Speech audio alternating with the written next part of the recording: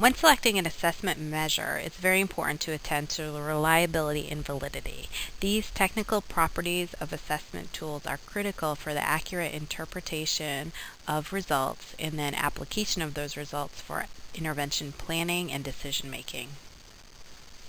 Validity refers to the extent to which a test measures what it claims to measure, and this is critical for accurate interpretation and application of the results. For example, if we have a math assessment claiming to measure math skills, but the results are significantly impacted by the student's reading level, then it's unclear if this is a valid measure of math performance or actually a measure of reading performance. So a variety of data are used to make the case that a measure is valid, and there are different types of validity that need to be considered.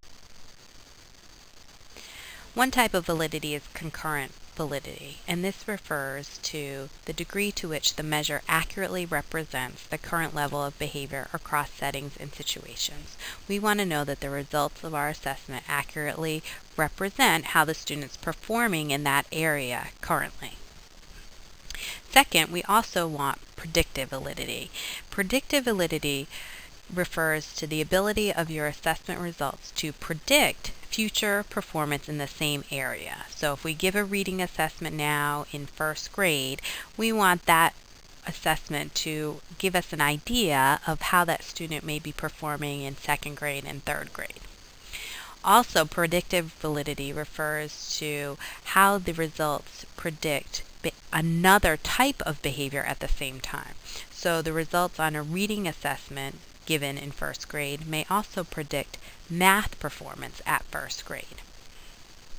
Another type of validity is construct validity, which demonstrates a relationship between the measure and some theoretical trait. For example, IQ. An IQ test the items on the IQ test should give a measure of intelligence, or a creativity assessment. The items on that should reflect creativity. Finally, content validity refers to the degree to which the individual items on the assessment represent the range of behaviors that make up that area.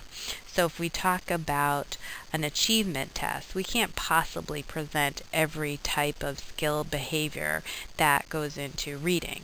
So we rely on our test to be a sampling of what reading behaviors are expected in that age or grade, and that establishes our content validity.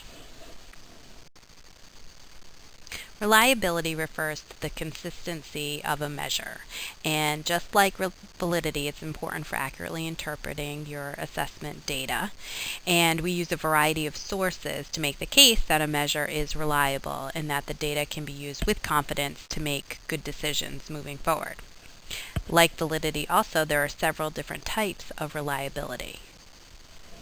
One type of reliability is test-retest reliability, which refers to the consistency of scores from one administration of a measure to another. While we want our measures to pick up on increments of change, we also want to make sure that that change is real. So if we administer a reading assessment in the morning and administer the same type of assessment an hour later, there shouldn't be a dramatic change in performance from the first to second administration. So we would compare those scores to establish a test-retest reliability. Another type of reliability is internal consistency, and this is paying attention to the importance of having the same level of difficulty or to be targeting the same types of skills across a measure. We wouldn't want the first half of our measure to actually be measuring math and the second half of our measure to actually be measuring reading skills when it's purported that the whole measure is assessing math skills. So we need internal consistency across the items. Finally, there's inner scorer or an inner observer agreement, and that refers to the degree of agreement between two independent assessments. So if I go in and observe a student's behavior during science class and another person sits and observes with me and we both use the same methods for recording the behaviors, our results should be similar, and that would establish our inner observer agreement. Similarly, if I administer a writing assessment and I score that assessment, I should get the same score as someone else who evaluates the results. That's inner score agreement.